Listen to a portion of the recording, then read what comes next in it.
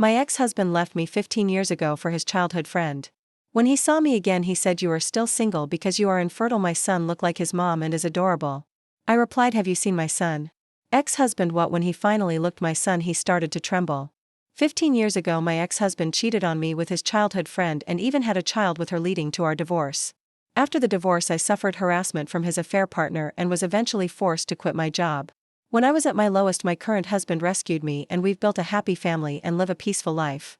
But the happiness was short-lived. I unexpectedly ran into my ex-husband who abandoned me 15 years ago. You're still single, aren't you? No one would marry a woman who can't have kids. You still can't say anything but nasty comments. Can you? Unlike someone, my son is adorable like his mother, looking down on me with a smug smile. I retorted, oh really, he's very cute indeed. Oh, I should introduce my kids to you too. As I introduced my son my ex-husband's smile faded and he began to tremble. My name is Emily Johnson. I'm 38 years old this year. Live with my 13-year-old son Kyle, my 11-year-old daughter Lily, and my husband of the same age Mike. Kyle, a middle school freshman, is right in the middle of his rebellious phase. He's been quite mouthy lately. But when he really does listen, Mike steps in and sets him straight. Lily, my daughter, loves makeup and clothes and is quite the fashionista. Being the youngest, she's very good at getting her way. My son Kyle, who adores his sister Lily, quickly panics and apologizes whenever she tells him, if you're not nice to mom I'll start disliking you. He hurriedly says, sorry, look, I'll get along with mom, okay? He's honest and always livens up the atmosphere, though noisy. We live happily, but actually I'm a divorce and this is my second marriage.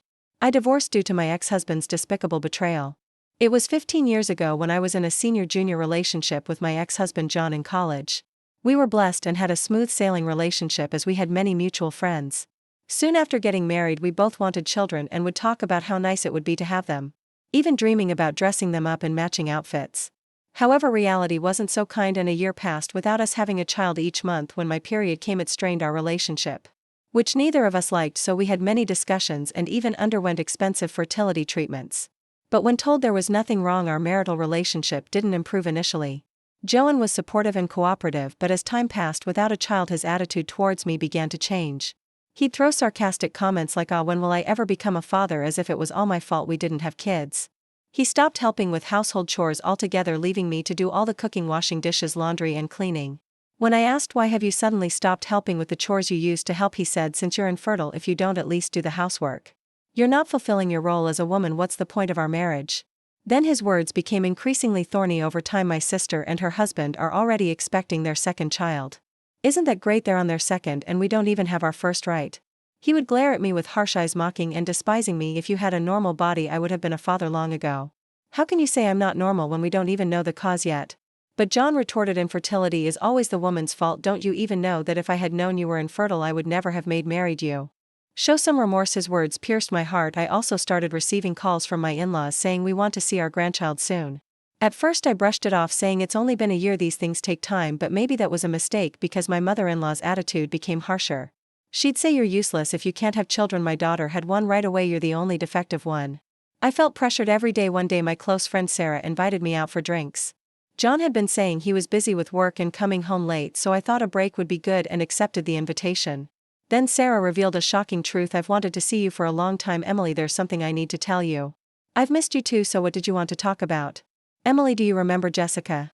Jessica was John's childhood friend. They lived near each other as kids and their parents were close. Jessica and I went to the same university and now she works at my company. She's the president's daughter and got her job through connections. Jessica and I weren't particularly close in college, as we were in different clubs and departments and we barely interacted at work. John once introduced me to her saying she's my girlfriend, so be nice to her, but she glared at me.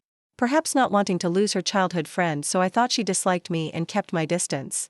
Tall and beautiful, she was popular enough to be in beauty pageants in college and was somewhat of a celebrity in the company, being the president's beautiful daughter Jessica. Oh, John's childhood friend, yeah, I know her, she's beautiful. We're at the same company but we don't interact much. What about her? Well, it's hard to say, but I think Emily, your husband John, and Jessica are having an affair. What? I was shocked by Sarah's warning, feeling like I'd been struck by lightning. I saw them the other day, they were walking hand in hand, not like just friends, that can't be. You should check it out and call me if anything happens. Okay, thanks for telling me. I had a feeling that John was cheating. His attitude towards me was terrible and he always came home late, claiming to be working overtime on weekends. He'd say he was entertaining clients and wouldn't be home. I had a vague idea, but I pretended not to notice. That day, after parting ways with Sarah, I headed straight to a private investigator. The reason, of course, was to gather evidence of my husband's infidelity. It didn't take more than a week to gather evidence, but I myself wasn't ready to decide on divorce right away. No matter how terrible a husband he was the person I once vowed to spend my life with. I couldn't decide right away. A few days later I returned home to find John, who usually came home late, sitting at the dining table. "Oh, you're home? Yeah, I thought you'd be late today as usual." I tried to sound sarcastic on purpose. "Yeah, sorry about that, I need to talk to you." Having heard about the affair from Sarah, I had a bad feeling. "I want a divorce." "What, so that's how it is?" I realized that John wasn't just fooling around with Jessica, but that he was serious. "Jessica's pregnant, so I'm going to marry her." "Jessica, your childhood friend, you said she was just a friend and now she's pregnant. You were having an affair." "Don't call it an affair, makes me sound like a scumbag." "Can't be helped, right? Jessica can actually get pregnant and she's beautiful. There's no reason for me to choose you over her." I was shocked by John's brazen attitude. He didn't think he was in the wrong at all. I was so shocked that I couldn't find the words to speak. Seeing me silent, John scoffed and said, "Even my mom kept nagging me to divorce you. She always liked Jessica more. She's beautiful, kind, and can have kids. My mom will be happy with this." In the end, my mother-in-law and husband had always preferred Jessica. I was so sad that tears started to flow. "Well, I've packed my things and I need to leave for the sake of the child that's about to be born." Saying that, John left the house. I didn't have the energy to stop him. Later I was unilaterally sent divorce papers. There was a note attached written by a woman: "Please divorce my husband quickly." The contradictory words made question marks pop up over my head. I wanted to retort, "You're the one who stole my husband." Seeing those words, I finally came to my senses. Why am I the one being blamed? I couldn't just silently go through with the divorce. With that thought, I took the evidence I had gathered from the private investigator and filed for divorce mediation. A few days after filing, I received a call from an unknown number, wondering who it could be. I answered the phone to hear a woman's voice screaming, "What do you think you're doing? Why are you suing us?" It was Jessica, the affair partner. "Well, it's obvious, isn't it? I know all about your infidelity. It's only natural for me to ask for alimony." "Alimony? I have a baby in my belly. You're really going to demand money at a time when we'll need it most? Who's the real monster here? You sleep with a married man and have the nerve to say that to me. It's your fault for being infertile, you terrible woman." Her high-pitched screaming hurt my ears. "Anyway, I intend to settle this divorce, including alimony, in court. Let's discuss this further in the proper setting." With that, I hung up the phone. Later, thanks to the evidence I had, the mediation recognized John and Jessica's relationship as adultery. John, unhappy with this, tried to blame my infertility, but it was dismissed as unreasonable, since no test results had confirmed me as the cause. Within just a year of marriage, I received $40,000 in alimony from John and $20,000 from Jessica, both paid in one lump sum. I didn't want a prolonged, messy payment schedule and a lingering connection to them. This is how our divorce was finalized. However, my suffering didn't end there. Since John, Jessica, and I all attended the same university, the affair scandal became a topic of gossip among many friends. According to a close friend, the rumor was that I had hidden my infertility and tricked John into marriage. Some people even sympathized with John and Jessica. How awful! Jessica and I worked at the same company, and she spread unfounded rumors there too. Everyone sided with Jessica, who's a beauty and the boss's daughter.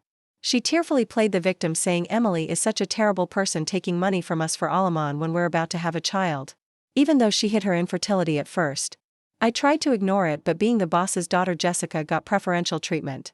My boss would scold me, "Don't be mean to Jessica," and despite my hard work, I was progressively left out of major projects. Eventually, I was mentally cornered and chose to resign. While I was looking for a new job, I received a headhunting offer from another company. They said, "We need someone as diligent and talented as you at my new job." I was amazed at how freely I could work. My new boss paid close attention to each employee. There was none of that favoritism or nepotism like at my previous company. I found myself drawn to this wonderful boss. That's how I met my current husband, Mike. When I was at my lowest after a terrible split from my ex-husband, he kindly supported me. After several dinners together, we started talking not just about work but about our personal lives too. And our relationship developed. Things went well between us, and thankfully Mike proposed to me. However, having been rejected by my ex-husband for infertility, I had many fears about marriage, and confessed to Mike that I might be infertile. Then, looking at me earnestly, Mike said, "Of course, I'd be happy if we could have a child together in the future, but the most important thing is that I love you, Emily. You're important to me, so even if we can't have children, I will always be by your side." He hugged me gently. I was so happy. I thought I wanted to spend my life with this man and decided to marry Mike. Soon after our marriage, we had our first child, Kyle, followed by our daughter, Lily. Perhaps not getting pregnant with my ex-husband was a matter of timing or compatibility. Raising children is hard, but we're living happily. Then one day I attended a friend's wedding. During the middle of the ceremony, when it was time for greetings and mingling, I stepped out to go to the bathroom and saw my ex-husband John, whom I hadn't seen in 15 years. "UG, why is he here?" I panicked for a moment, my mind going blank. But then I remembered that today's bride and groom were friends from college. It made sense for John to be there. I tried to ignore him and walk past, but he called out loudly, "Hey." So he noticed me. "What, you've put on weight, haven't you? It's been so long since I've seen you." John, seemingly drunk, talked loudly and spat while speaking. "You haven't changed a bit." I added, in my mind still as unpleasant as ever.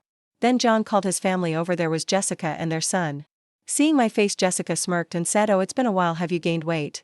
Is it stress eating? Must be tough. I bet you're still an infertile woman with no one to take you right." I was dumbfounded by their rude behavior and couldn't find the words to respond. I noticed their son hanging his head, blushing with embarrassment. He had very handsome features. I forgot to introduce him. "This is my son. As you can see, he's cute like Jessica, right?" Jessica too proudly bragged about their son. "He's handsome, smart, a real genius. Sorry to say, it seems like we're the only happy ones here." They praised their son and looked down at me with smug smiles. However, their son seemed unhappy with his parents' behavior, seemingly displeased with them belittling someone else. He must be a very kind boy, I thought, but I had no time to deal with them. As I turned to leave, John grabbed my arm tightly, stopping me. "So you see, our divorce because of your infertility. And then you have the nerve to extort money from us." John was still holding a grudge about something that happened 15 years ago. "If anyone should hold a grudge, it's me." Then Jessica also turned to me and said, "Yeah, you're a single infertile woman. Why would you need money? Families with children like us need it more, don't you think? Pay us back double the amount you took from us." At that time I was dumbstruck by such selfish remarks, speechless. When John and Jessica's son spoke up, "Single means unmarried, right? But she's wearing a wedding ring on her left hand," pointed out by their son. John and Jessica stared intently at the ring on my left ring finger. "What, you're married?" John and Jessica's loud exclamations drew stares from the surrounding people. I was mortified as I pondered what to do. I caught sight of a familiar face. "You shouldn't be so loud at a celebration like this. It's disturbing others. Maybe you should be more considerate." "Mom, who are these scary looking people?" Kyle, Lily. Yes, worried about my late return. Kyle and Lily had come to check on me. Lily, as usual, was outspoken, but it was rare for Kyle to speak so provocatively. "Mom, you're late coming back." "Mom, you have kids?" "Yes, I do. Let me introduce them. This is my son Kyle and my daughter Lily." John seemed speechless, shocked that his ex-wife, whom he thought was infertile, had 2 children. Jessica was staring intently at my son. After a while she muttered in a strange voice that uniform. She seemed fixated on my son's attire. "Ah, he came straight from school with his dad." "It's not about that. That's the uniform of that famous private middle school." "Huh, oh yes, Kyle's attending the prestigious private middle school." "Yes, Kyle's in his studies and was attending a well-known local private school." "It can't be a child of yours at that school." "And my daughter too. She plans to take the exam for the same school next year." "That's right, and you know what, Kyle is amazing. He won a violin competition by Alan." I thought I recognized this boy. "What, wasn't he on TV recently?" "Ah, you saw that?" "Yes, he's been getting a lot of media attention lately. Today he's coming back from violin practice." "Impossible, that can't be." John and Jessica were left gaping, frozen in shock. "You were supposed to be infertile. How could you have such a?" calmly addressed John's confusion. "I'm glad to see you two seem happy. As you can see, I'm filled with happiness too. Let's not involve each other anymore. We have nothing to do with each other now." As I was about to leave with my children, my husband Mike appeared. "Hey, what's going on here? The main event is about to start again." Seeing my husband, John's face turned pale. "President Smith." "What?" Jessica too, upon seeing my husband, turned white and trembled. "Your husband is Smith, the young CEO of ABC Corporation who got the job last year, right?" "Actually, my husband Mike works as the CEO of the parent company of Jessica's father's company. He was job hunting when the parent company approached him for a position, and that's how he switched jobs. I met Mike there, a man who was already popular and skilled. Last year he was recommended by the then CEO and took over the role." "Yeah, it's Smith, but how? What's with this atmosphere? What happened?" Sensing the uneasy air, my husband Mike looked puzzled, and that's when Kyle spoke up. "These people were saying mean things about our mom, calling her infertile and fat, so Lily and I came to help her." They heard it. Kyle and Lily had overheard my ex-husband and his wife making rude comments about me. That's why Kyle had spoken up like that. "You guys are those?" The word infertile seemed to click something in Mike's mind and his expression turned grim. I had heard rumors but never imagined they were this insensitive. Then John suddenly started to defend himself to Mike. "No, I mean Mr. Smith, I would never say anything bad about your wife, right, Jessica? Why are you growling so much? She's just his wife, right? I was the one who got yelled at by my father and suffered a lot. Because you made me pay her money for our affair. I'll never forgive you." "Now, Jessica, what are you saying? If he dislikes us, our subcontracting company is finished. Think about that." Realizing it was bad to be disliked by the CEO of their parent company, John started to flatter Mike. But Jessica, not satisfied, started arguing with him. What a ridiculous scene. Then John and Jessica's son, who had been silent, burst out, "Stop it. Listening to you both is terrible. You're saying awful things about her, calling her fat and infertile, and now demanding money back. I'm ashamed. And what about this affair? Am I a child born out of an affair? Am I unwanted?" His voice cracked with tears. John and Jessica started to fumble for words. "Well, that's not a..." As I realized the guests were staring at us. Jessica, noticing their gazes, blushed and looked down. Although I still can't forgive John and Jessica, their son seems to be a just and kind boy. He's innocent in all this. Thinking this, I was about to comfort their son. When my husband Mike spoke first. Thank you, you stood up for my wife, you really are a kind boy, he said, gently patting the boy's head. I followed with a smile, but maybe I am a bit overweight. That's not true. Well, actually I'm pregnant, my belly is getting bigger, I said, stroking my belly. I'm currently pregnant with our third child and on maternity leave. Seeing the boy with tears in his eyes, I added, your mom took great care of you in her belly, just like this. You're not unwanted. Your parents love you and are proud of you, right? I looked at John and Jessica. The boy then asked them, really in a hurry? They both nodded vigorously and said, yeah, you're our pride and joy. Absolutely, you mean everything to us. At this, the boy immediately broke into a wide smile. Seeing their son smile, I also felt a sense of relief. Let's just remember that today is a day for celebration. Let's all head back to our seats. Saying this, each family returned to their respective seats, and so the turbulent scene came to a close as the wedding ended. And we were heading to the station. Jessica and John came up holding hands with their son. Kyle and Lily had been intimidating the two who had insulted me. Mike calmed them down. With a smile, we're sorry, we're really sorry, it's too late, but for everything before and for today we're truly sorry. And thanks for earlier for our son. It was the first apology I had heard from them in over 15 years. Perhaps even people as terrible as them had changed a little after having a child. I laughed. Really, it's too late now? Well then, with just that I turned and started walking away. Kyle offered to carry my bags, Lily said, here, and draped a jacket over my shoulders. Even as children they were considerate of my pregnancy. All right, how about we make Dad's favorite hamburgers for dinner tonight? Kyle and Lily's favorite. Yay, thank you. With a vow to protect the smiles of my beloved family, I was moving away from the pains of the past. Thank you for watching. Please like and subscribe to my channel for more story like this.